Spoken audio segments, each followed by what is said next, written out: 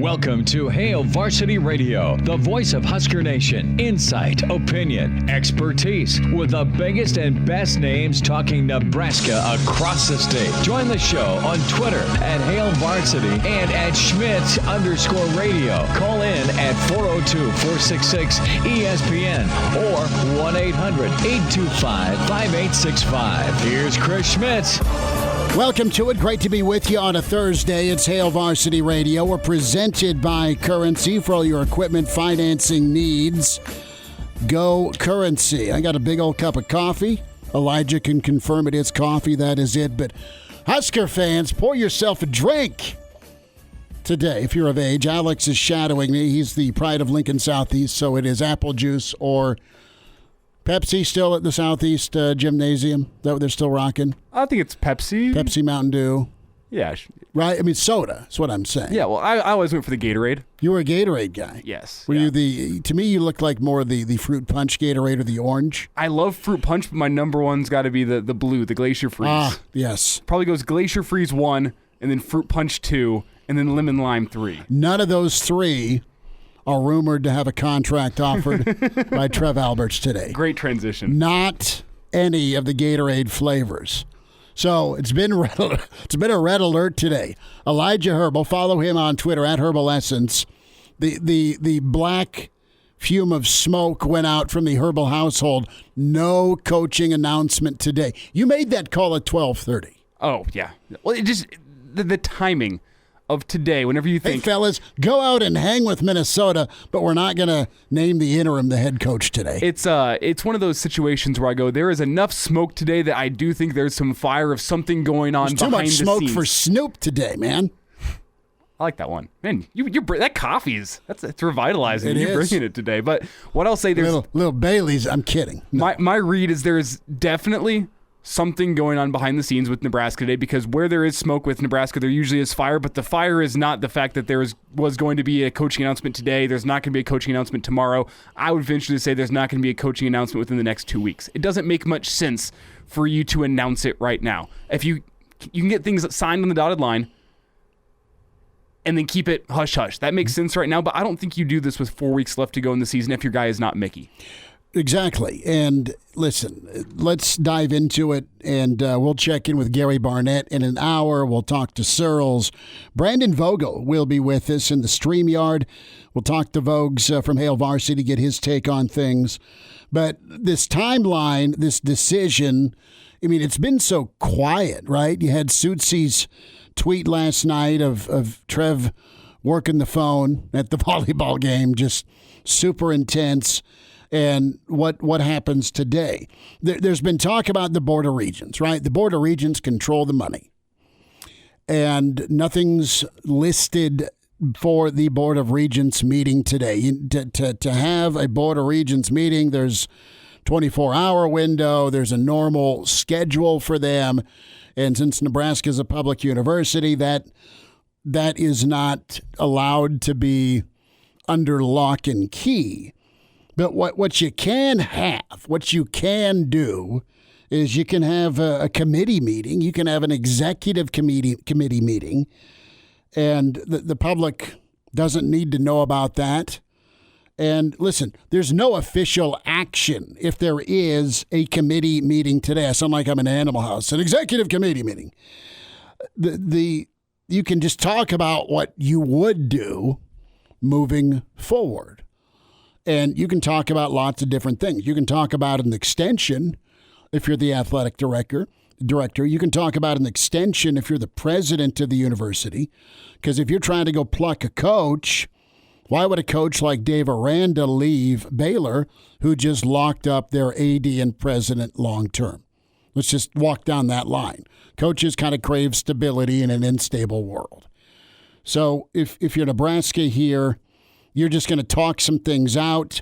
You may say, here's the numbers it would take financially. Here's the number of years we'd need to commit to. Those things can happen, say, over Zoom. But right now, Nebraska and Husker fans are so wondering. And you've got two sides of the fence.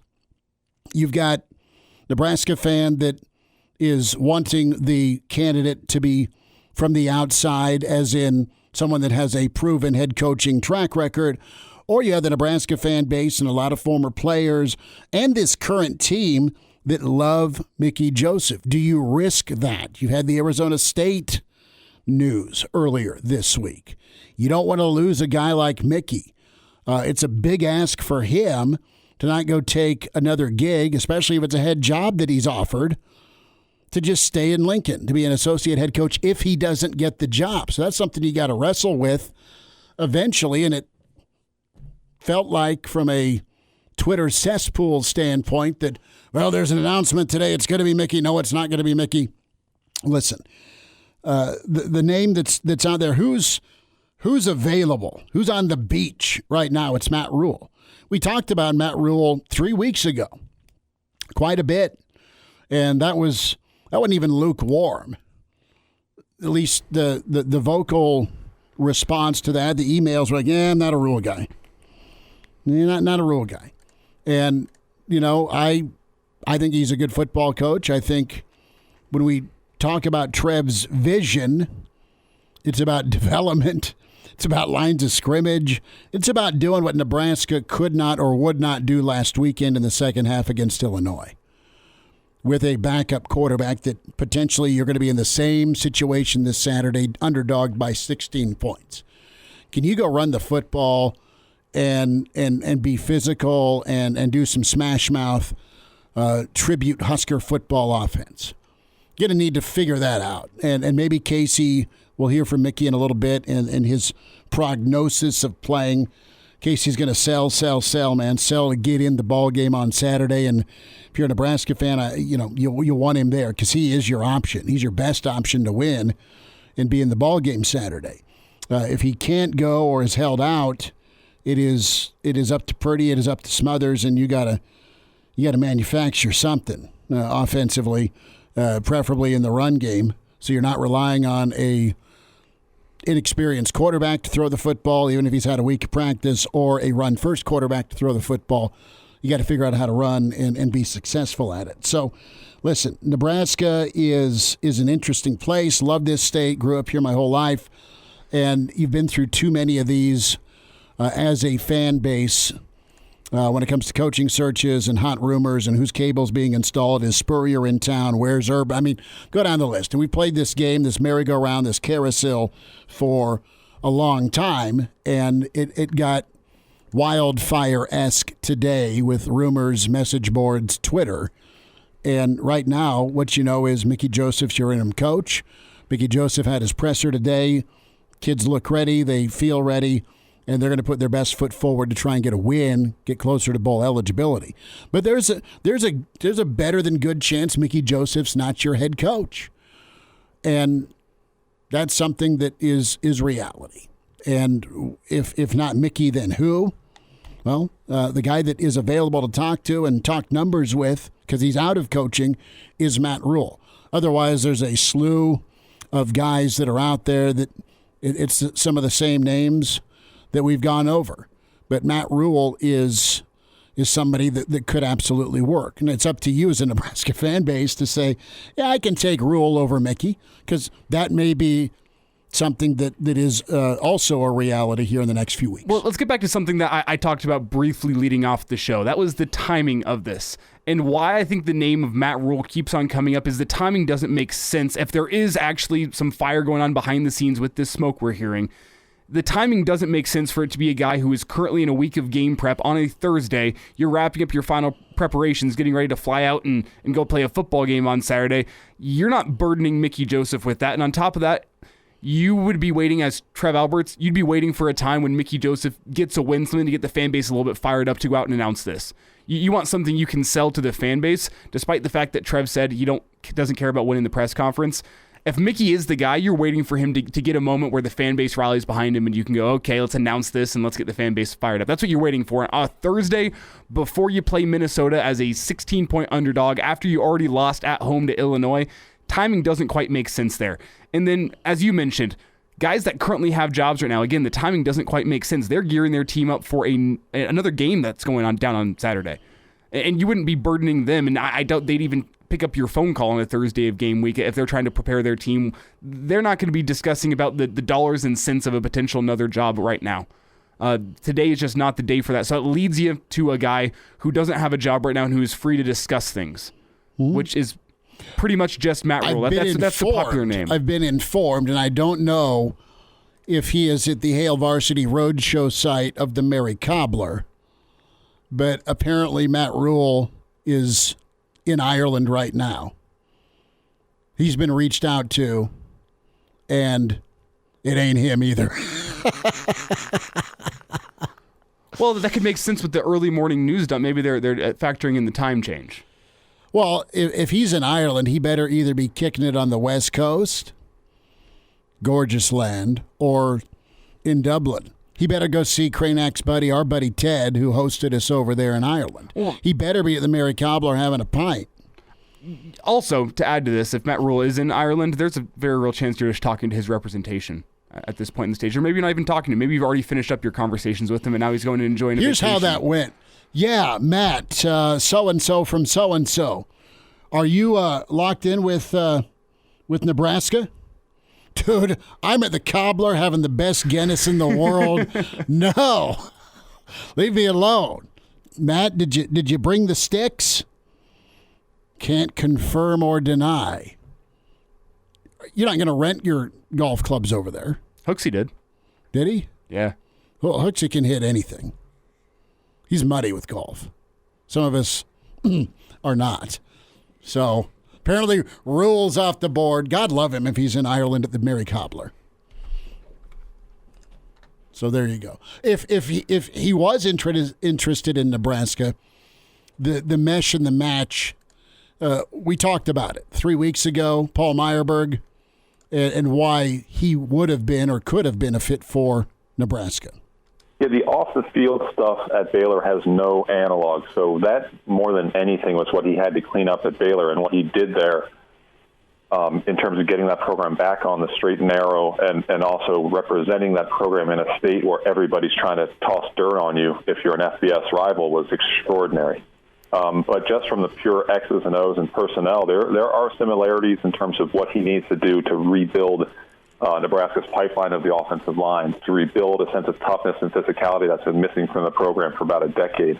Those are things that I believe he's really equipped to improve right away. And more so than that, I just feel like his ability to connect with people, to connect with players, may not have suited him well on the NFL level, where it's a very different environment, a different day-to-day work grind, a different sort of conversation that you have daily with players compared to college players. But I do think that what he does really well is build that rapport and build that sort of continuity of intent, continuity of purpose. In Texas, for example, I can tell you 3 or 4 years later, if you polled 300 Texas high school coaches today and asked them who their favorite coach in football is, I promise you and I guarantee you the majority would say Matt Rhule. That's 3 or 4 years down the road, 3 or 4 years, and see step foot in that state. That's the kind of relationship he built in that insular community to bring Baylor and put them back on the map. So he's very, very smart, he's very intelligent, and he's very well conditioned to embrace this rebuilding process. And you know, and all your listeners know from watching him on Saturdays or this past Friday, the intent is there, I think, for Nebraska with Mickey Joseph. I think they play hard, but they need someone, in my opinion, who can bring this thing to its fruition and to its final point. It's not just enough to play hard. You have to bring in all the pieces. Matt's shown an ability to do that at 2 different stops in 2 very adverse circumstances. And in comparison, I don't think Nebraska is in the same ballpark. So that was the Matt Rhule rundown by Paul Meyerberg back on October 11th, right after his dismissal from Carolina. Matt Rhule reached out to in Ireland, says it ain't him. So, again, this day keeps getting more perfect. Hooksy does chime in, Chris at HaleVarsity.com. I was not risking losing my sticks. If I lose them, I lose myself. They are like my 4th child. Let's be honest. Hooks can finance Well, he could finance a lot of NIL with all the Skittles he's won on the golf course. And if you need financing help, remember to check out our friends GoCurrency.com for all your equipment financing Right. needs. You want a truck? Go to Currency. Some of our friends in the StreamYard have chimed in. Brennan asked an important question.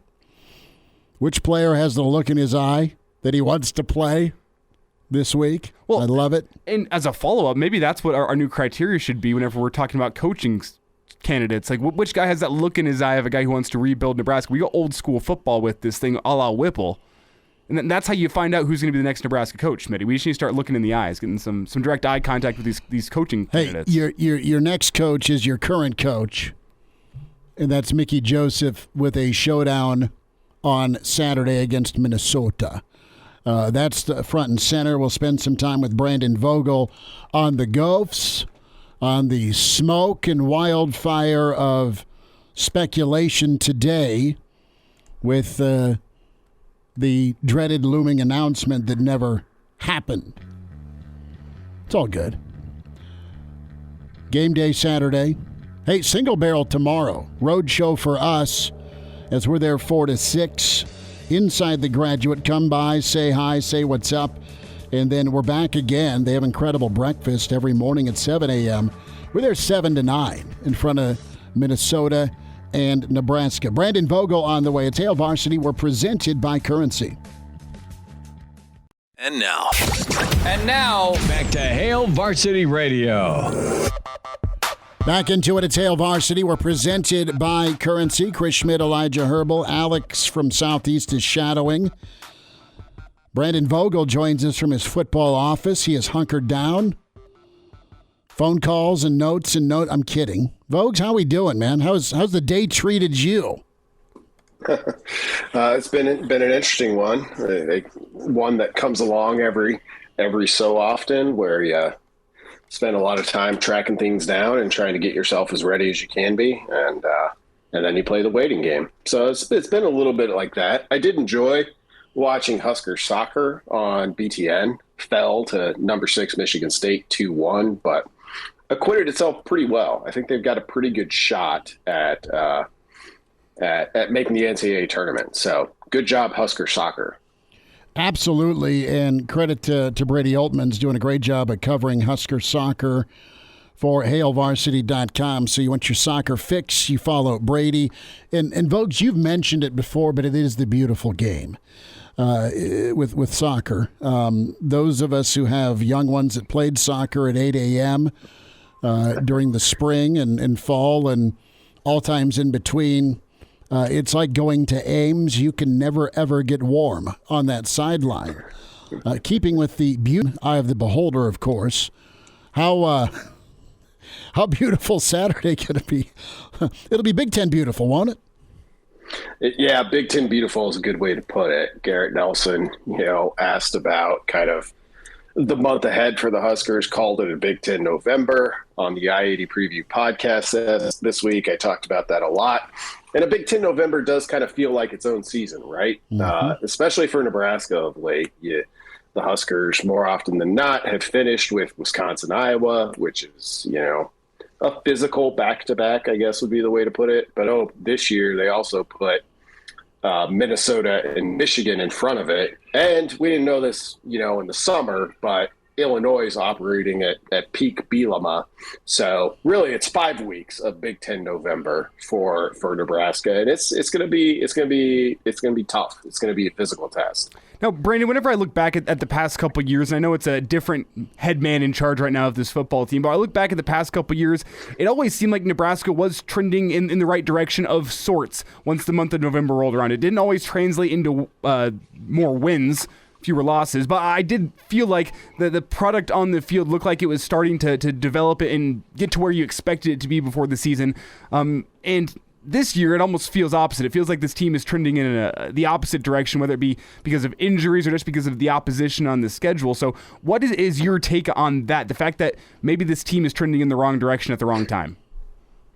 Yeah, it's tough. And it's going to be tough no matter which way you're trending. But I would kind of agree with you. We know Nebraska's banged up. Every team's a little bit banged up to this point. And I think the difference with these Novembers to me for Nebraska has been through 2011, since they entered the league, Nebraska's only had a winning record in November 3 times. 2 of those were under Pelini right away. Mike Riley got 1 in his first season. And for me, I think November's become a lot about kind of culture and identity, like, because everyone's going to be dealing with some degree of injury.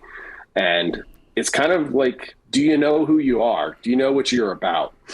And it's probably not fair for Nebraska to have a clear idea of that under an interim coach, but it didn't have that identity prior to this either. So I think they're dealing with that, is the way I would put it.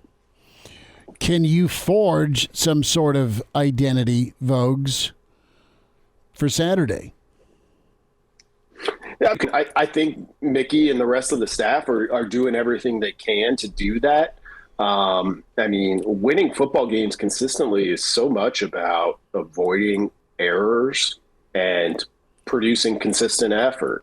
And it's not easy to do. It sounds simple. It sounds straightforward. But in my opinion, that's kind of the whole game, is how do you get that? How do you know going into a game, like, okay, we might play a little bit better than normal, we might play a little bit worse, but the baseline there is fairly consistent. And Nebraska just hasn't had that for a while. I think when we get to the point where we are ready to talk about whoever is going to lead Nebraska football into the future, that's the key objective. How do you go into these Minnesota, Iowa, Wisconsin games, not to mention Michigan? I mean, Michigan looks really, really good right now. But how do you go into those games against what are division foes now and just be like, yeah, they're going to come out and do what they do, and we know we're going to come out and do what we do. And I don't think Nebraska's been that we kind of team in a while. They're reliant on the big play. That's okay. And the big play may be icing his elbow this weekend. We'll see. We'll get more on your outlook here. I want to go back to the coaching search real quick. What's your feel and take right now with the Nebraska fan base? With Mickey, if he is the guy or it ends up being a different choice by Trev, does the fan base freak, or does that all depend on who Trev can go get instead of Mickey? Yeah, I think so. I don't think that there's a slam dunk hire out there. And I think that's the case in probably 98% of coaching searches. Like, I was looking at it today, going back 15 years, so to 2007. Like, in terms of can't miss total confidence for me, there were maybe 5 of those in 15 years, and really only 2 that I feel great about. Saban at Alabama in 2007, and Meyer at Ohio State. Not even Meyer at Florida, just at Ohio State. Because at the time he took that Florida job, he's a guy who, there's a couple of them out there every year, done a great job at a G5 school, which isn't to diminish that. It's just what it was. You don't know how it translates. I think, yeah, I think the support for Mickey is pretty broad at this point. It was broad when he took that job, took over the head coaching role on an interim basis to a degree that maybe surprised me a little. So I think there would be a good deal of enthusiasm, but there are questions there, right? Mm-hmm. It's not like you're battling with Colorado for that choice. And some people will probably always take that as a little bit like, maybe you should have done more, tried harder, waited a little bit longer if that announcement were to come before the end of the season. But I think there would be broad support, but you're going to have questions about it. And I think that's pretty fair. I think there should be questions about just about any coaching hire at this point. You're never going to know anything. Total certainty, I don't think it's totally possible. So you just got to kind of make peace with that. Brandon Vogel's with us here on Hail Varsity Radio. And Brandon, whenever you look at the 2 popular names today, I feel like one maximizes upside and one minimizes risk. With Mickey Joseph, his recruiting prowess, I think you have maybe more upside than you do with Matt Rhule, just with the kind of talent that he has shown that he can bring to a place like Nebraska. But you have maybe a little bit more risk because no head coaching experience, especially at this level, and you don't really know what he would put together for a staff. Whereas Matt Rhule, on the flip side, I think minimizes risk. You've seen him rebuild a couple programs in the past, and despite the fact that things didn't go well with the Panthers, college is a different game, and everywhere he's been in college, he has found success. So what do you think is more important in this coaching search when you look at it through Trev's eyes? Is it more about minimizing risk and making sure you get this thing right, or is it about maximizing that potential and saying, you know what, we are chasing Ohio State, and we're trying to make the hire that's going to allow us to compete with the Michigans and Ohio States of the world? I think that's a excellent and elegant way to put that. And I honestly don't know which Trev values more, because in a lot of ways, if Joseph is the pick, I view that as a riskier selection than, say, a Matt Campbell, a Matt Rhule, a Lance Leipold, because you're always going to get some of that buzz of like, oh, we went out there, we interviewed X number of people, and this was the guy that wowed me, versus the guy that you already have. And I do think, while the risk might be a little bit higher just based on experience with Mickey, he comes with some benefits that nobody else can offer. And this isn't my campaign for him to get the job. I think it's just where things stand from my point of view. And that's, you have a better chance of avoiding mass turnover on the roster at the end of the year. You can start recruiting for 2023 and beyond, like in full force right now. And we've already seen them land 2 commits despite the interim tag, which is kind of amazing when you stop and think about it. And, not that anybody's like writing off the end of this year and this team with these guys. There are some who won't be back next year. So you owe it to them to pursue your 2022 goals right away. But you can also start, the majority of that roster can say, oh, it's not just playing to try to get 6 wins or whatever their goals are at this point this year. There's something beyond this, unless, I'm a senior, or unless I'm somebody who's already decided I'm going to try something else. So all of those pieces make this a complicated decision. With Rhule, minimizing risk is really where I would put him. Like, it's tough to argue with the trajectory in the win-loss column with him at Temple, with him at Baylor. I have some reservations, minor ones. If he were to be hired, Trev said he doesn't care about winning the press conference, but that would win press conference on a national level. I think if that's the selection, I do wonder if you're giving up a little bit of ceiling. I just look at Baylor, didn't beat any ranked teams at Baylor, which is fine. It was a small sample size, but stuff like that sticks out. And I think coaching ultimately is getting the most out of your team each time out. Vogues, I'm going to keep you about 5 more minutes on the other side. It flew by too quickly, if that's all right. Otherwise, you can claim computer problems and you got to run. Brandon Vogel with us here on Hail Varsity, managing editor, hailvarsity.com and magazine.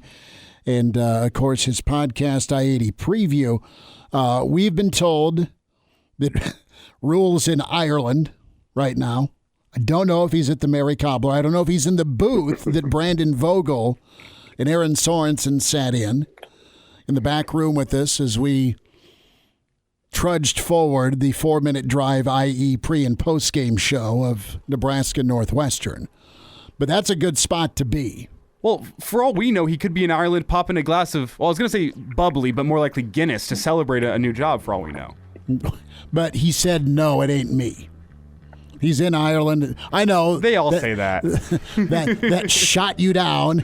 You're hurt. But it's been a weirdo day today. More with Brandon Vogel. We'll dive into a little bit more Minnesota. And really good question by Elijah there when it comes to risk and upside. That discussion point for the next head coach or current coach of Nebraska. Hail Varsity, presented by Currency. Chime in 402-466-ESPN or email the show, Chris@HailVarsity.com. Just try me. Back to Hail Varsity Radio.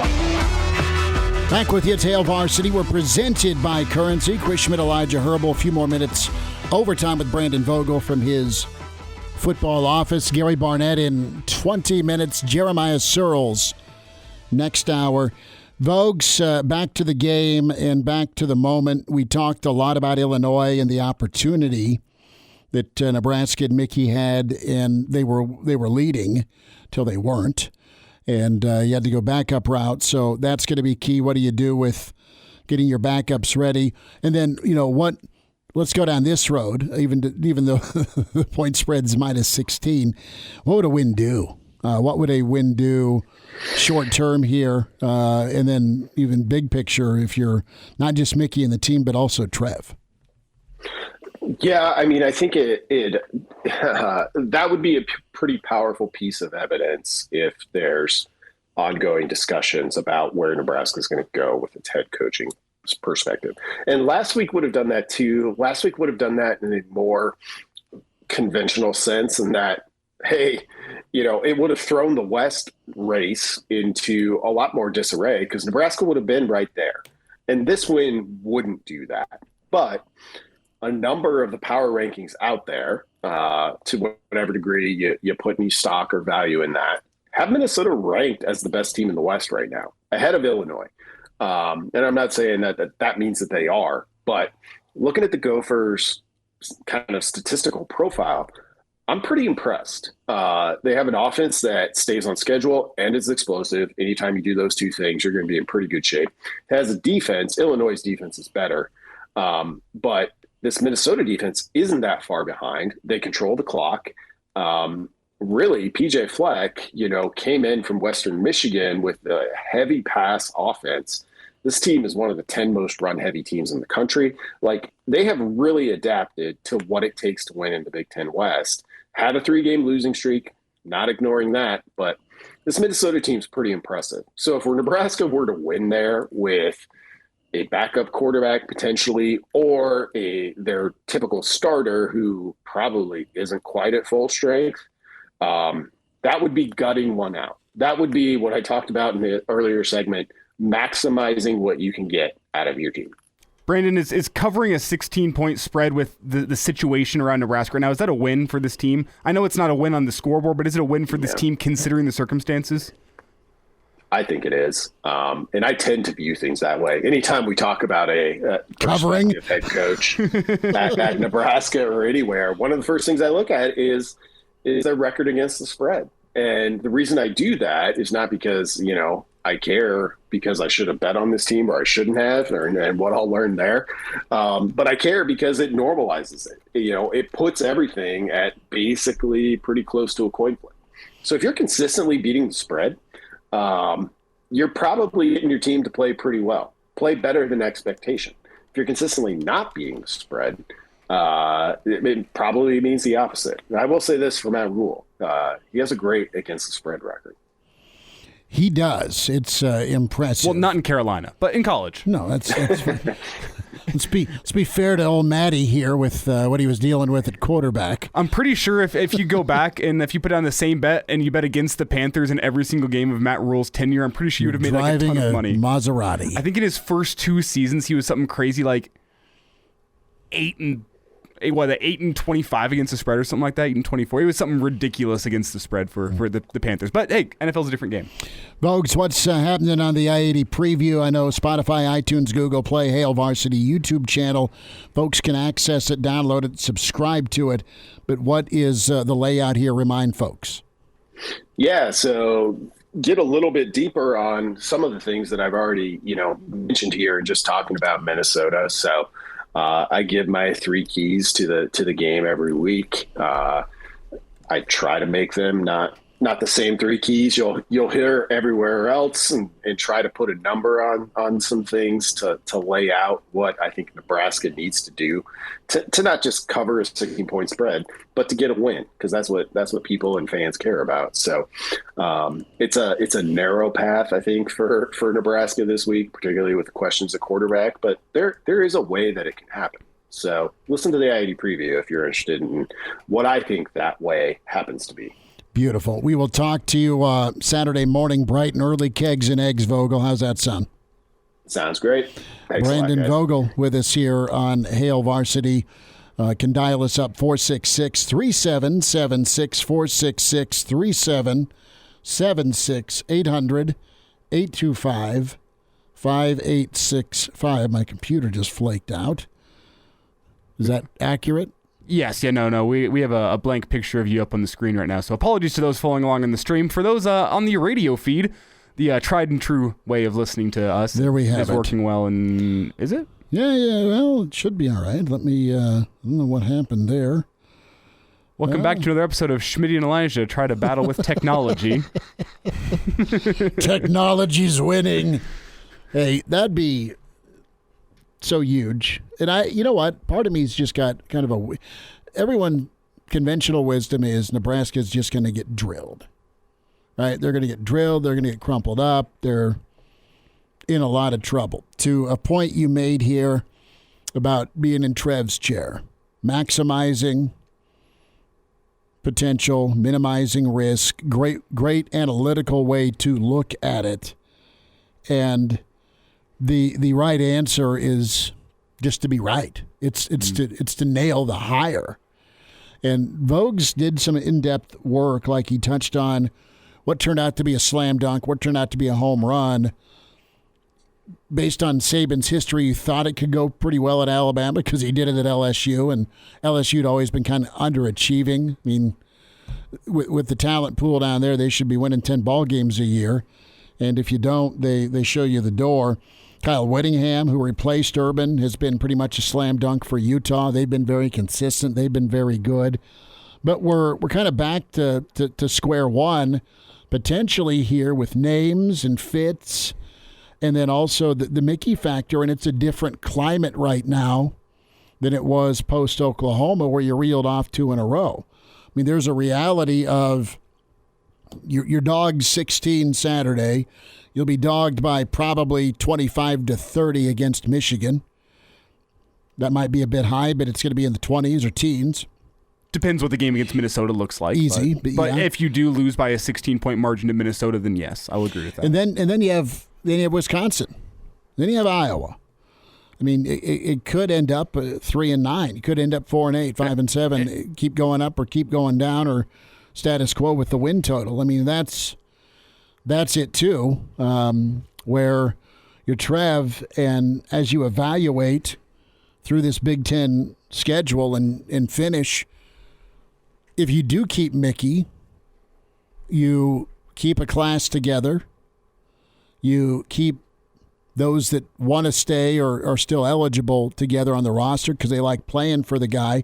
And that is also gutsy by Trev, because the easy thing to do is to go make an outside hire. It's not necessarily easy to go get who you want, but that's the easy way. It's easy to defend your decision. Yes, and for Mickey, I mean, you don't have a lot of interim success in the world of college football or sports in general. So, the easy take is to go outside. And now, back to Hail Varsity Radio. Winding down this first hour, it's Hail Varsity, presented by Currency. For all your equipment financing needs, go Currency.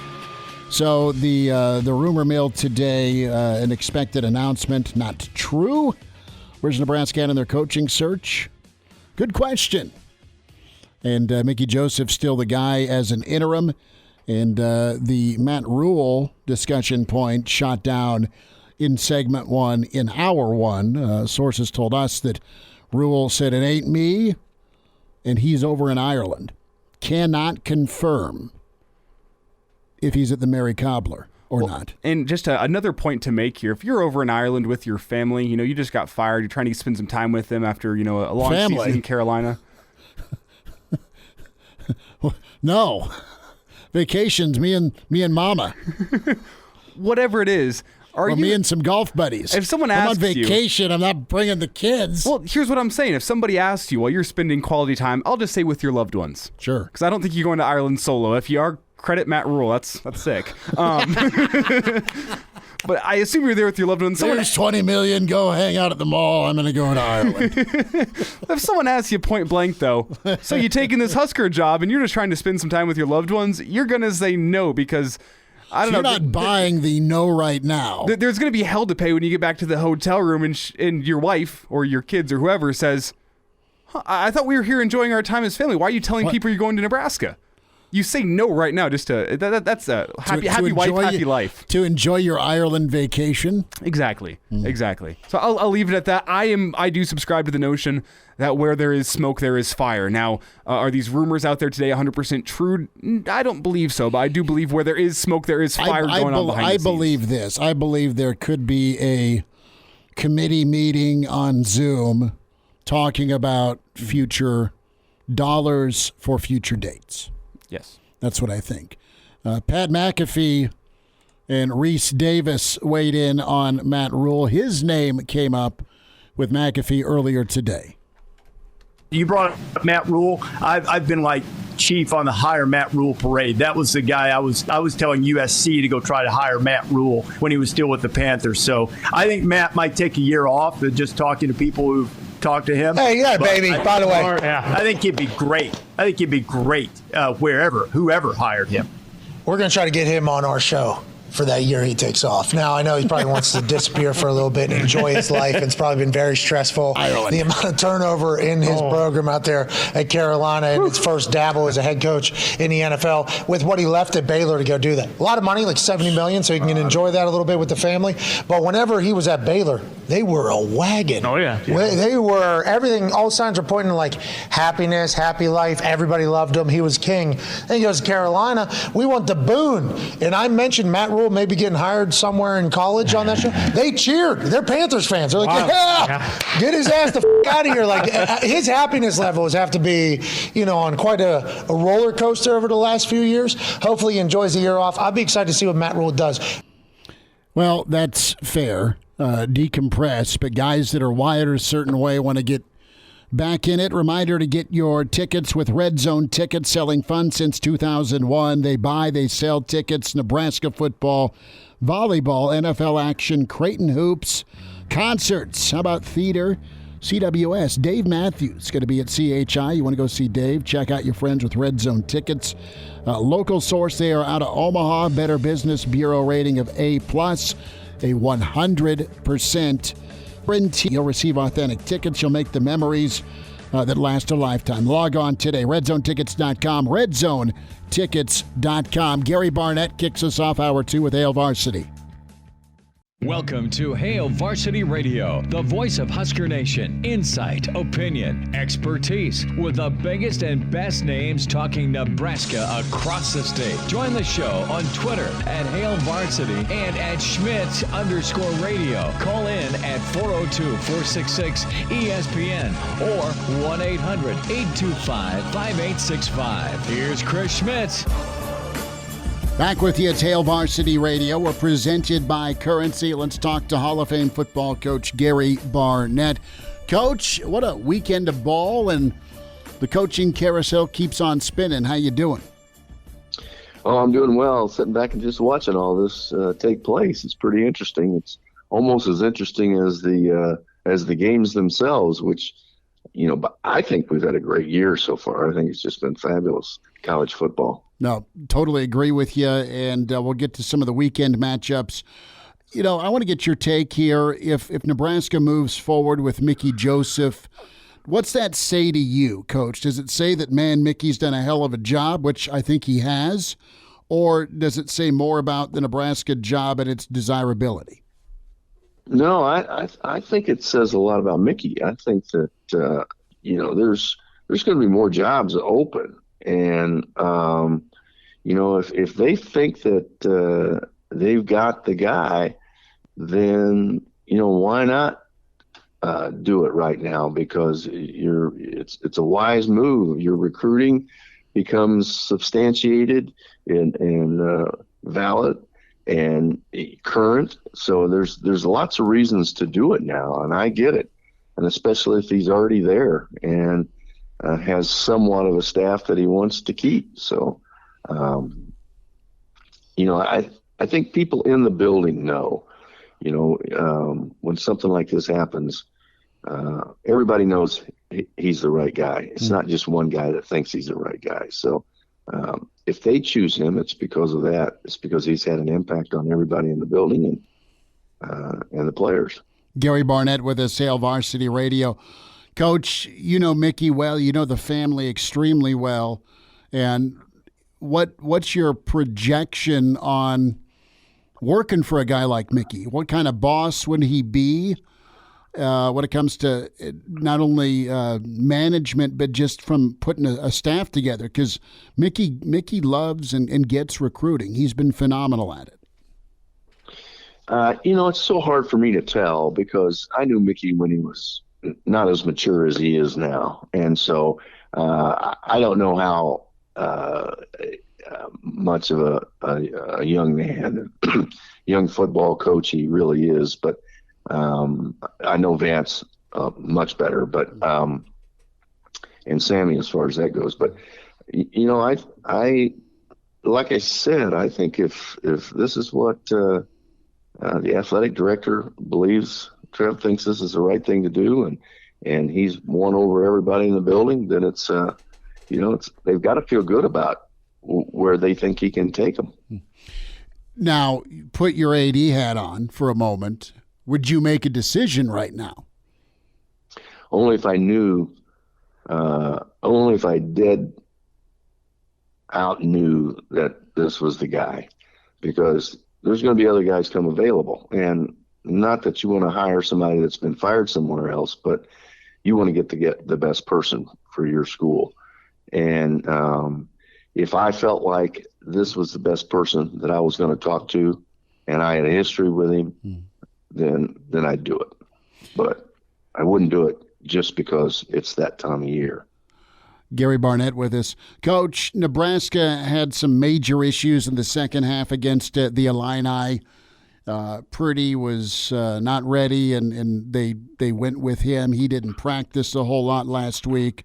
Coach Whipple's got to get a second and third team guy ready, most likely because of Casey Thompson's elbow.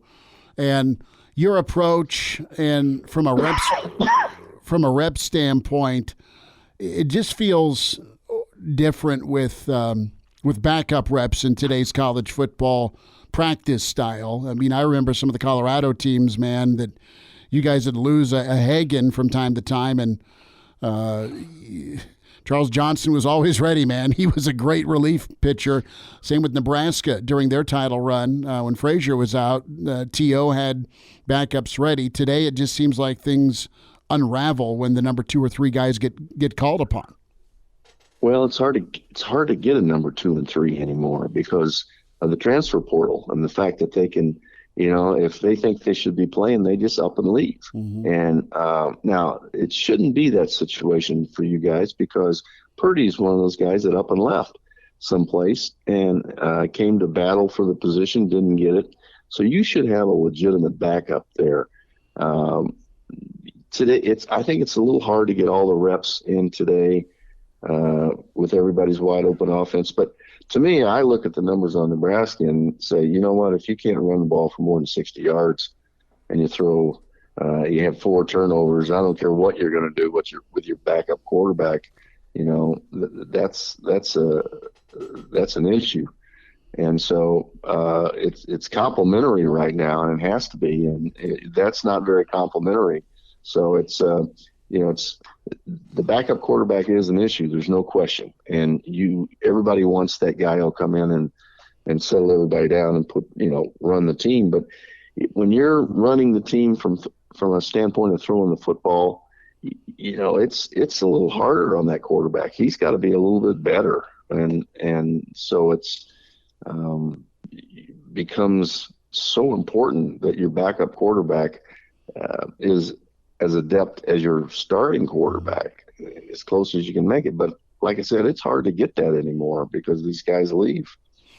Is it in Whipple's DNA to lean on the run?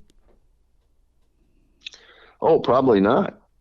No, it isn't. But, it's you're in the Big Ten. and you better lean on the run a little bit, especially in the West. And so, but you got to do what you got to do to win games. Can't worry about what your DNA is. You got to do what you got to do to win football games. And if that's the best way to win it, then doggone, find a way to do it. That's my feeling, and I'm wondering if there's a course correction here this weekend against Minnesota. If you're down to Chuba and there's some uncertainty or some turnover problems, or Smothers, the running quarterback, go that route. Time will tell with it. Gary Barnett with us here on Hail Varsity Radio. Coach, what'd you think of the college football playoff reveal? Your top team was Tennessee, and you've been all over, Rocky Top.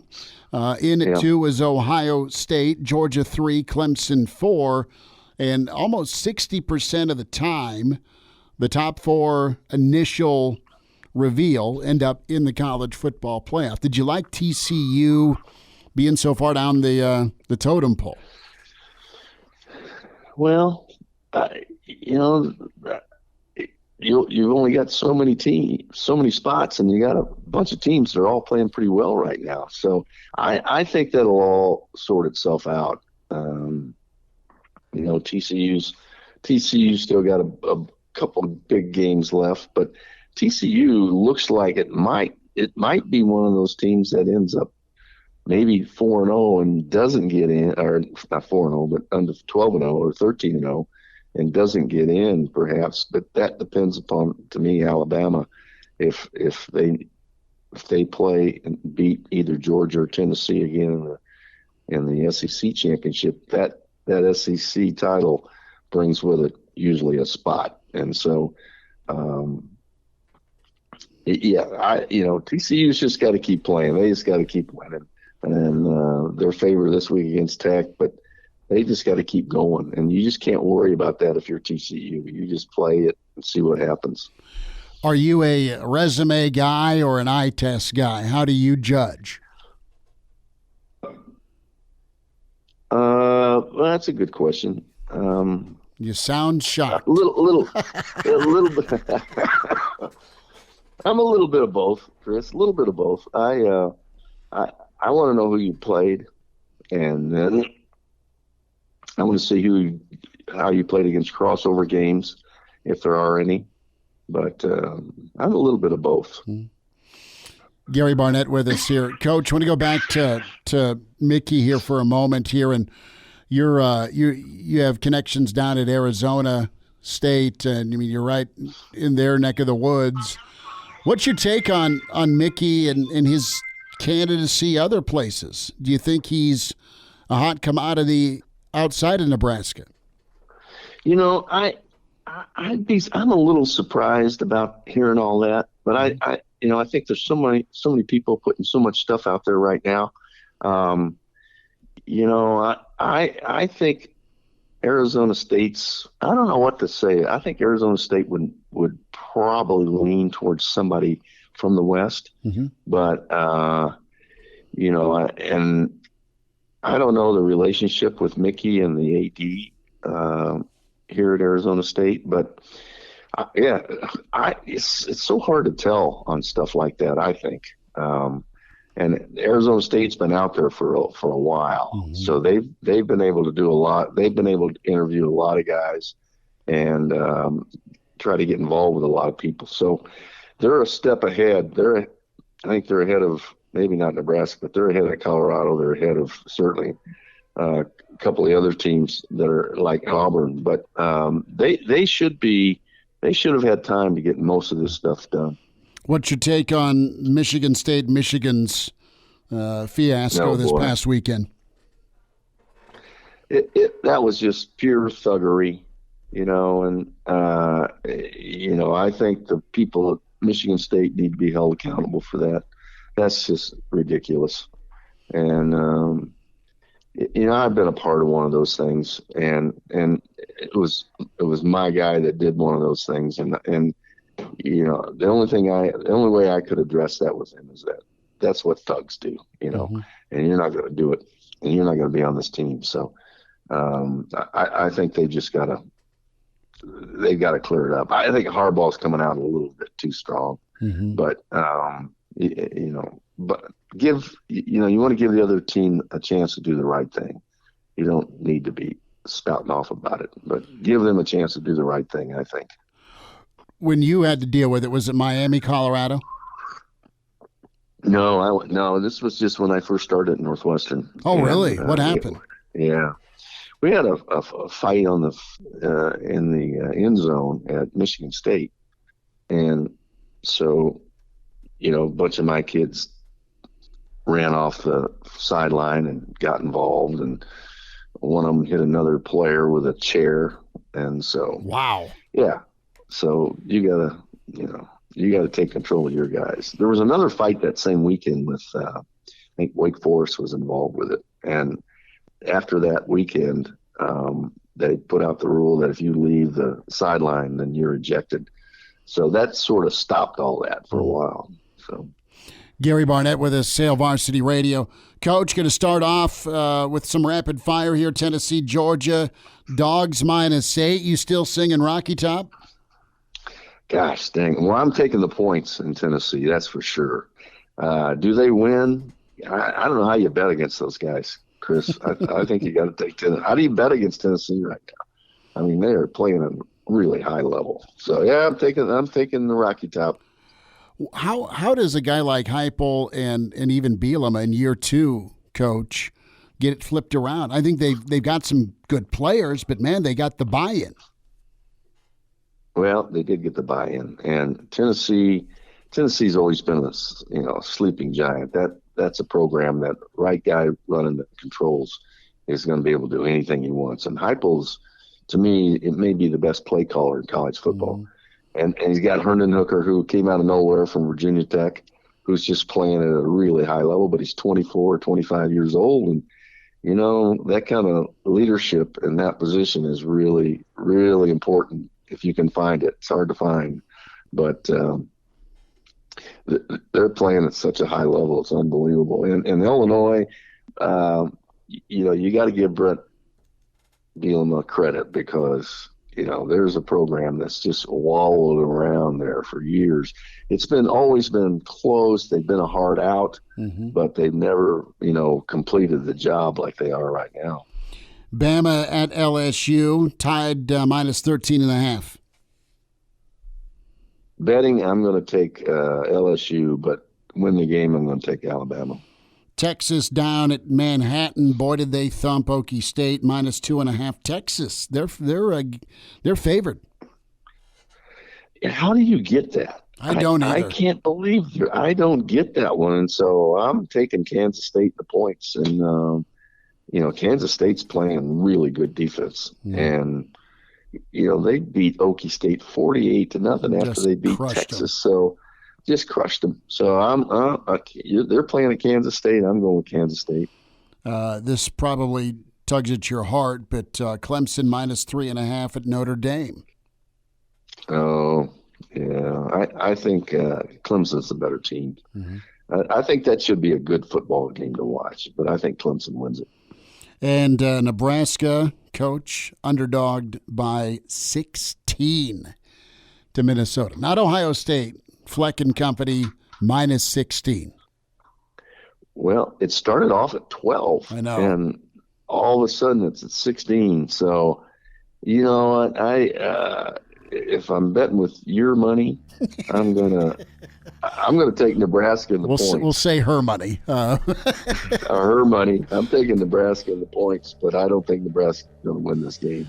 Gary Barnett with us. Coach, get feeling better. Thanks for a few minutes today. You bet, Chris. Talk to you later. We'll spend some time. Jeremiah Sirles coming up. Thoughts on Minnesota and the Big Red. It's Hail Varsity presented by Currency. And now, back to Hail Varsity Radio.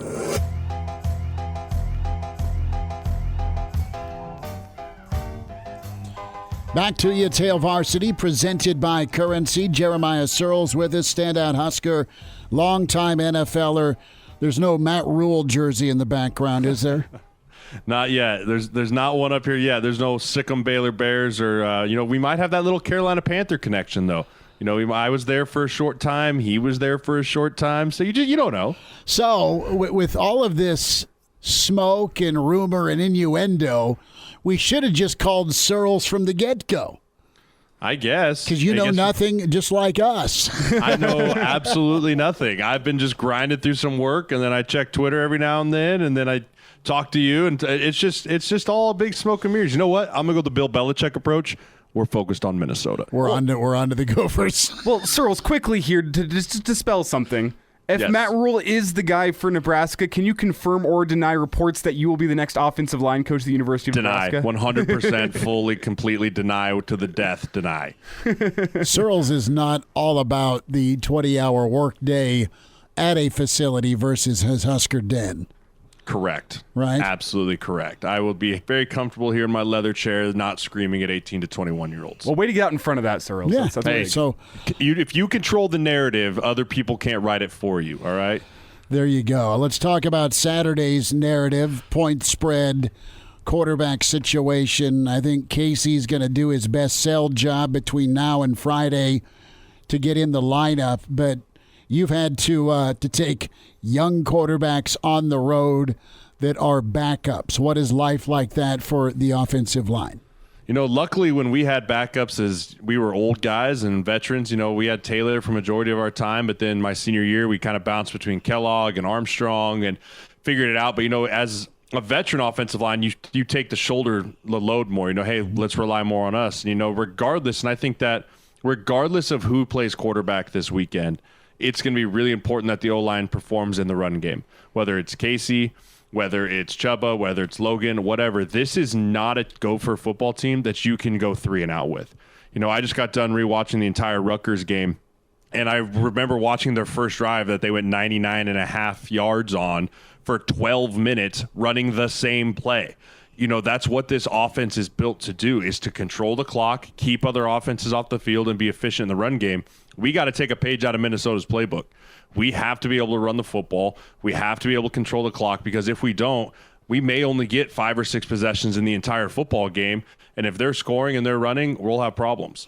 Can Nebraska commit to a run offense? It's not how they've been successful. You have different personnel potentially. And speak a moment to the backup choices, Smothers or Chubba.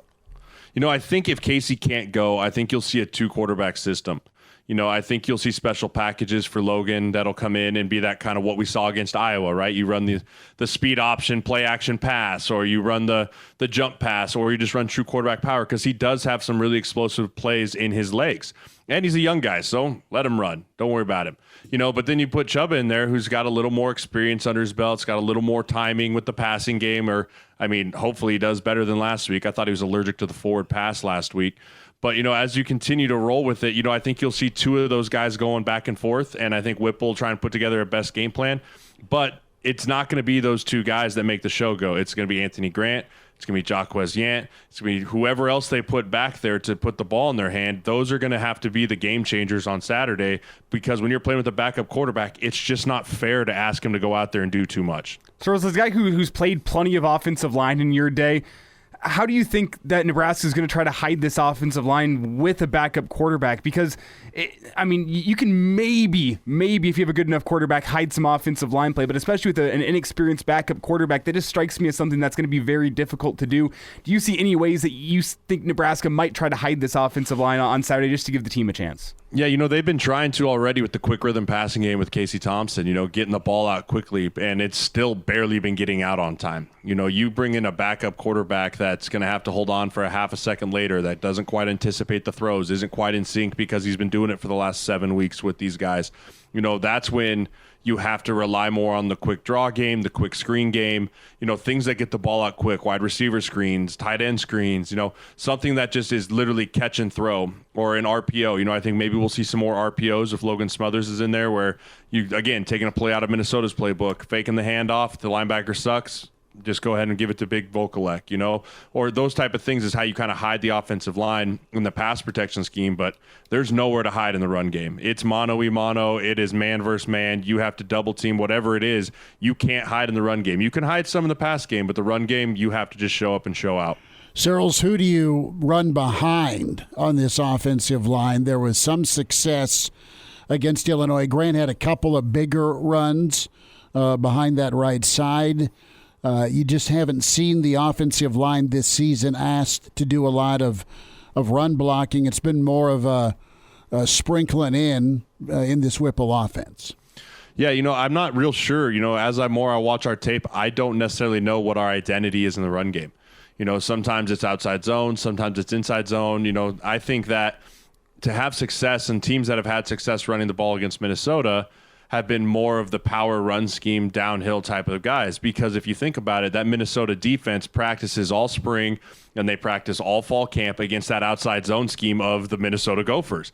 So that is not something that they are strangers to seeing. What they don't necessarily always see is the double team, downhill, dive plays, A-gaps, and that's not something that we do all the time, but we have a bit of an advantage to our side that if we're going to kind of switch and wrinkle game plans because our starting quarterback's not in, then that's something they're going to have to think about, and it's something that you'll want to sprinkle in early so that they're starting to guess and try and figure it out. But again, you can have the greatest scheme in the world. It's up to guys like Piper and Hickson and Corcoran and those dudes that just come out with their hair on fire and just try and establish a new line of scrimmage on the other side of the football and give guys abilities to hit creases, because Grant and those guys can make one guy miss and go the distance, but they have to be able to get forward momentum going, which they haven't been able to do in the last few weeks. Jeremiah Sirles with us here, Hail Varsity Radio. And Sirles, offensively, with what Minnesota likes to do, I'm going to flip this around. How important is it going to be for Nebraska to take care of the ball, not turn the ball over, and inevitably win that turnover battle if they want to stand a chance in this game? Yeah, you can't let this team steal possessions from you. You could have this team, if you turn the ball over in a quarter, you may only get the ball once in that quarter. I mean, that's what they want to do, and that's how Minnesota stays on script, and that's how they script to win games. So winning the turnover battle and getting the ball out of their hands is going to be really important, that we can try and steal a possession. But this might be, if you turn the ball over once, it could be the complete difference in the game. That's the big thing is, and we saw it last week, with 4 turnovers, your percentage of winning goes down to basically 0. And so you just have to make sure that you're really smart with the ball, and the backup quarterbacks are making good decisions and not running one way and throwing it back across their body. And ball security guys, I mean, anyone who touches the ball security is job security. Sirles going to go to the NFL in a name that's familiar, Joe Brady, and what he's been doing with Allen in Buffalo. And, he didn't have a great run in Carolina. They had a tough situation with the offensive line. They had some skilled guys, but not really a quarterback that you can lead on. And I'm just talking about likelihood or possibility of a guy who's an NFL quarterbacks coach maybe making a look or a change back to college, i.e. potentially reuniting with Rhule if he gets back to college. Do you see that or hear that move happening that often? Not often. Kind of once you're in the NFL and you find a place that you can stick, unless you're going to be a head coach in college or you're going to be like a step up. I mean, I don't necessarily know if you do a lateral move of, hey, I'm kind of a quarterbacks guy here and I'm going to be a quarterbacks guy in college, especially when you're working with a guy like Josh Allen. I mean, when you're working with a Josh Allen and a Diggs and that kind of offense, you can just continue to build your resume, much like Brian Daboll did as an offensive coordinator and works his way to a head coaching job, right? Like, that's kind of where you're at in the NFL. You don't really come back to college unless you have to, in my opinion. I don't think Matt Rhule necessarily was like, yeah, I want to go fail in the NFL so I can maybe come back to college. Or, Nick Saban, right? Nick Saban did the same thing. And you don't want to come back because I feel like once you go to the NFL and come back, you never really get a chance to get back into the NFL. There's truth, though, about the personality match. Some guys are college guys versus NFL guys. Is that fair? Oh, yeah, that's super fair. I mean, when you get up and, look at Urban Meyer. Right, Urban Meyer tried to go into Jacksonville and run it like a college program, and the 31-year-old vets were like, hey, yeah, listen here, old man, this ain't how this works, and you can't be kicking players and doing all kinds of dumb stuff, right? I mean, there is a thing of how you run a program, and you're seeing some young coaches have really good success with it, i.e. Zach Taylor and Sean McVay, so there's this shift in mantra of kind of the younger head coach in the NFL, but yeah, it takes a different breed to be a college coach, especially with the world of NIL and the world of recruiting and all that. It just takes a different breed of human. Minnesota Vikings pulled the trigger. They get Hawkinson, another Iowa tight end, and it was an interdivision trade. Hawk gets released like he's Andy Dufresne from Detroit, and now he's in Minnesota. The Vikings have a lot of skill. They have a great run game. The quarterback situation is what it is. Good defense. You're 6-1 with your Vikings, Sirles, but they were last in production at tight end. What can Hawkinson do moving forward for that offense? Yeah, that offense, I mean, you can tell that Kwesi Adofo-Mensah, their GM, is putting all the chips in the table and saying, we're here to win. We're here to win now. You know, I think there was the word competitive rebuild got thrown around a lot at the beginning of the season, which is basically just hedging your bets. Like, well, maybe we'll be good, maybe we won't. You know, but it's kind of now it's like we're 6-1. Rebuild. Yeah, competitive rebuild, whatever the hell that means. But you know, now it's like, okay, we're 6-1. Let's sell the farm and see what we can get. You know, and T.J. Hawkinson brings another weapon. You say Jefferson, Thielen, T.J. Hawkinson, Dalvin Cook, Kirk Cousins. I mean, that offense is going to be a top 10 offense in the NFL. Are the Vikings your favorite in the NFC? I think we can kind of see a clear split in the top of the AFC with the Bills and the Chiefs with everybody else below them. The NFC is a little bit more of a mess. I can't really figure out who the best team in the NFC is. Aside from maybe the Eagles. Philly? You're not going Philly? I would say, dude, the Eagles are far and away the best team in the NFC. I mean, it's the Eagles and then everybody else. You know, Dallas, if Dak can get hot, he might look okay. You know, the Giants, I think, are frauds. I don't think they have what it takes. You know, and the Vikings, too, at times on defense haven't shown me that they've got a chance to be real contenders. You know, they're like 18th, or they're like 11th in points allowed, but like 21st in points expected. Eventually that comes back up to get you, you know, and so that'll be something to watch down the stretch. But I think the Vikings offense will always give them a chance to win as long as Kirk doesn't just blunder it away. See, my take, I guess what I was going for was I'd be pretty surprised if it's anyone but the Chiefs and the Bills in the AFC Championship game. If the Eagles didn't make the NFC Championship game, I don't think I'd be surprised. No, I'll agree with you that. You know, I think the only team in the AFC that can give them a chance is whenever Cincy's hot, they're hot. But when they're bad, my gosh, they are bad. You know, and then the Ravens, too, are kind of the other team that bounces around in there. But, you know, you kind of watch and you're trying to figure out the AFC's a juggernaut team. And then, you know, the worst part about it is we haven't mentioned the words Aaron Rodgers, Tom Brady, or any of those guys once. You know, it pains me that I hate watching them play football. Like, I hate watching those two guys play football right now, and that's just a crazy shift that's happening in the NFL, but it's happening right before our eyes. Jeremiah Sirles, follow him on Twitter at Sirles71_HSKR. Sirles, good talking ball with you. Thanks for a few minutes. Absolutely, guys. Go Big Red. And now, back to Hail Varsity Radio. Back with you at Hail Varsity Radio. Time to say hi to Danny Burke, VSiN Sports Network, Burke's Best Bets at Danny Burke 5 on Twitter. Danny, talk us in or out of that 16-point number with Nebraska and Minnesota. How are you? I'm doing good, fellas. Look, I get why this team is going toward Minnesota, and yeah, they're coming off a bye week, and Nebraska once again offensively failing to look anything worth competent. Once Casey Thompson was out of that game, you kind of saw the issues with Purdy on the offensive side, and it just looked like he had not taken any real snaps of competitive football at any point. I don't want to diss the kid, but I mean, from a betting standpoint, there's not anything I would want to do to back him in any situation. But look, here's the thing. Nebraska's had the chance to prepare for Minnesota. Minnesota was a team that could have been a dark horse coming into the Big Ten West this year, but they have really kind of failed to exceed anything, especially on the offensive side of the ball, where you thought they would take another step forward with Tanner Morgan having so much experience under helm, with Ibrahim coming back into the mix. Look, they're going to establish that ground game, and that'll push them to a victory, I'm sure. But I definitely would not want to be laying that much with Minnesota in this situation. Again, I'm not expecting a huge performance out of Nebraska, but that's a lot to lay on the road here with the Gophers. So if I had to take anything, I probably would take the points with Nebraska, as gross as any side in this game may seem. Danny, you know, Minnesota does real well against the unranked with third down conversions. Ibrahim's a special back. Morgan's a 38th-year senior. Fleck has Nebraska's number. It is uncertain at quarterback, to say the least, and Nebraska's going to have to do more than 12 carries to Grant. I mean, there's a formula here. You just haven't seen Nebraska really execute that formula to stay in this ballgame.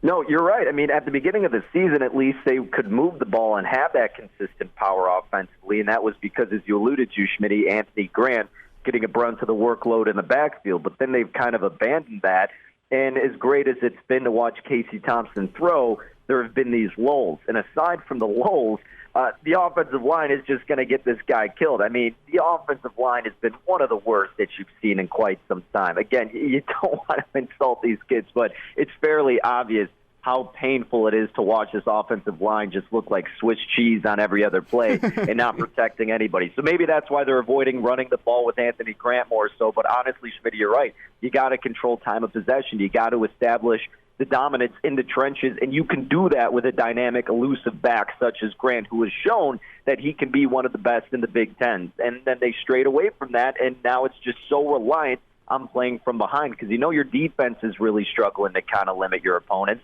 So why not try to get that going right out of the gates? And you know what? If they do, Schmitty, that would give me more reason and inclination to take such a high spread with the Huskers, assuming that they can at least wind the clock and control the possession a little bit more so than they typically have been.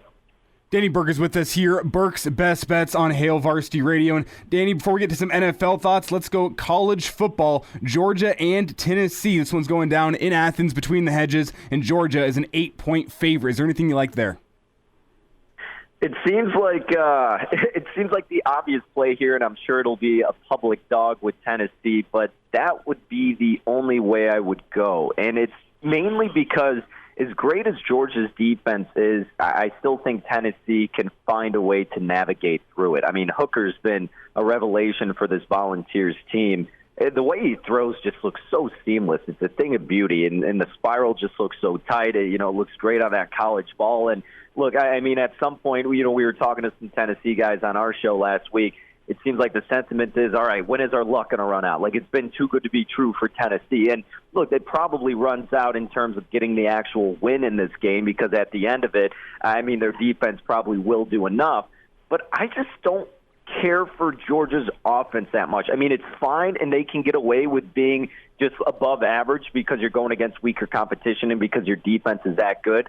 But I just really have my power rankings with Tennessee's offense far and beyond Georgia, so that's why I think they could at least keep it within the number. So I would take the pre-flop spot with Tennessee, or if you don't think they're going to have as much success out of the gates and that Georgia defense will power through, have a tad bit of patience, wait to see if you could get a double-digit spread, a better outlook with Tennessee, and then jump in. That'll ultimately be my philosophy, wait to get a better in-game number and see how the momentum and the fluidity of this Tennessee offense looks. But if not, I would take the point still since you're getting over a touchdown. Danny, can you talk me out of the under 66.5? I guess if you think that Tennessee's defense is going to be non-existent, then this game will go over that total. And again, when I was talking to Tennessee going against Georgia's defense, I think it's going to be a bend-don't-break, and at some point Tennessee will get through. I just don't know how often it's going to be. But the bigger question to me would be, what are you expecting out of Tennessee's defense? So you have to ask yourself that, Elijah, but I certainly don't want anything to do with the total in that game. Danny, Thursday Night Football, NFL, 14 points, fly, Eagles, fly, or no?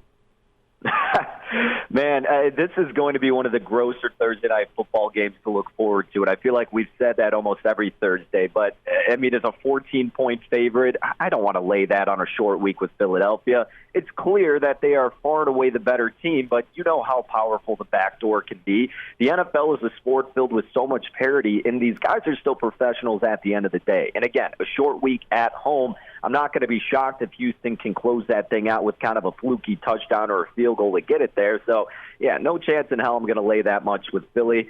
Conversely, you don't want to take it with Houston because they're one of the worst teams and the worst defense in the National Football League. The obvious thing to do is look for rushing props with Miles Sanders because Houston has been a cash cow fading them with the opposing team's tailback. I actually like, speaking of tailbacks, I took a little piece of Dameon Pierce over 61.5 rushing yards, only about like a half unit because I knew the number was moving up. And by the time I was going to release it on my show, it was going to be a little bit too high. If you still get 63.5, I would entertain it. I think he could end with like 70 rushing yards or so because Philly's weakness defensively actually has been the run game. They're allowing over 5 yards per carry. They're 22nd in DVOA run defense. And if you're Houston, the smart thing to do would be to hand it off to your most consistent offensive weapon in Dameon Pierce. Try to keep the ball out of Jalen Hurts' Devontae Smith, A.J. Brown's hand as long as possible so you can at least keep this game within reach. So I imagine they'll try to get him going in the first half. And kind of like what you saw with Aaron Rodgers and Aaron Jones in the second half against the Bills, they started running it a lot more and it was working instead of just trying to play keep up. I think that could be instilled with this offense with Houston. So even though it might be garbage time rushing yards, I think Pierce for a prop would be an okay look. And I guess a really small lean to the under. But, fellas, I'll be honest, this game is the least appetizing one I've seen in quite some time. Danny Burke with us here. And Danny, last thought, about 30 seconds left. Sunday Night Football, Titans and Chiefs, another big line, 12.5 points for the Chiefs.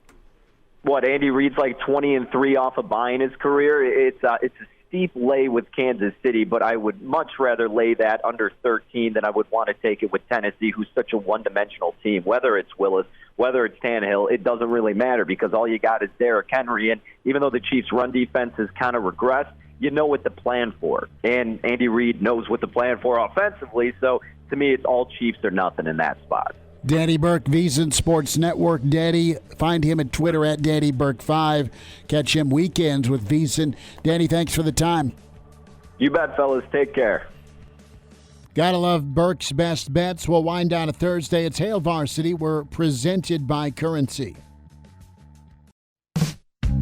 Miss us? Come here, brother. Give me a hug. Bring it in for the real thing. We're on call for you. Catch the podcast at hailvarsity.com, the ESPN Lincoln app, or download them on iTunes. Saddle up, partner. Back to Hail Varsity Radio. You know, rumors out there about Deion Sanders taking a flight to the airport closest to Auburn, and Deion clamped back. It's pretty good. Well, is he on vacation in Ireland right now? No, he is not. That is, dude, that's from a reputable person we know and trust. And, yeah, that's the story from Rhule today. He is in Ireland, and he told a person we know that it ain't him. I just got to start doing that. And it ain't him today. I just got to start doing that whenever people ask me questions I don't want to answer. Sorry, man, I'm in Ireland right now. Can't do it. I'll get back to you when I get back. Looking for my tee shot. Looking for an empty or make that a full pint because I'm at the Mary Cobbler having one. Get buckled up. Do so. One of every 3 fatal crashes in Nebraska involves an alcohol-impaired driver. Why take chances? If you don't drink, don't drive. If you do drink, find a safe ride home or get a ride share. A message from the Nebraska Department of Highway Safety Office. Going to want to get this full podcast, Spotify, iTunes, Google Play. It'll be broke down into segments or the whole show for you. Can do so. Spotify, iTunes, Google Play. Check out Brandon Vogel, Jeremiah Sirles, Gary Barnett. Our thoughts on the Mickey/announcement smoke from earlier. And Danny Burke has your best bets as well. And the video is on the Hail Varsity YouTube channel. I-80 Preview with Brandon Vogel. Get his podcast. Check that out. We are on the road tomorrow. We are at the Single Barrel, where they have incredible steaks. I had a big old New York strip last Saturday night. I paid for it. It wasn't one. And I had a beer. You all right? You need some caffeine, or you just ready for a little vacay in that wedding reception? It's been a long day today, Schmidt. I think you and I can both attest. It's been a long day It's been a long, good day of tail chasing. I was going to say a long day of what the hell is going on. So I was also going to say Mitchell chimed in with me earlier today, said he is going to be coming and visiting you. So if you want to see Mitchell and Schmitty, I will not be in attendance tomorrow. Oh, okay. All right. So Mitchell said he's going to come check out the show tomorrow, Schmitty. I think you owe him a beer. I will not be there. Schmitty said going to be at a wedding tomorrow, but I wish you all the best at the Single Barrel. Yep. Will Wilson going to be riding tomorrow. We will spend time with Bill Dolman tomorrow. Clausburn, the Friday forecast. He's imaginary. He wears red. And then former Gopher coach, former Kansas coach, former BTN analyst, Glenn Mason, going to be with us. As we'll get Glenn's take on the Nebraska job, the landscape of the Big Ten, and 250 whiskeys to choose from at the Single Barrel, and a great selection of steaks for you. It is steak weather tomorrow. Speaking of a steak, are we going to go steak and a beer for tonight? Yeah, you've got Philly and who? Philly and Houston. Philly's a 14-point favorite. Dude, Philly, that isn't enough. I'll take Houston plus 14. Done. Okay, we'll shake on it through the glass here. I'll take Houston plus 14. I really like Dameon Pierce. He's my fantasy RB1. I think they're going to ride him tonight. I think that defense is going to step up to the challenge. Eagles win, but only by 10. You think? That's my take. Texans aren't good. I think it's a 21-10 game. I think their defense is a little bit better than people expect. All right. We'll see. Alex, who shadowed me today and you today, shakes his head. He's all in on Philly. Got another. I'm surrounded by Southeast offensive tackles. Hey, history belongs to the bold, Schmitty. It's bold to go Houston plus 14. Or just stay in Ireland. Tomorrow, come see us, single barrel 4 to 6 inside the Graduate with Hail Varsity.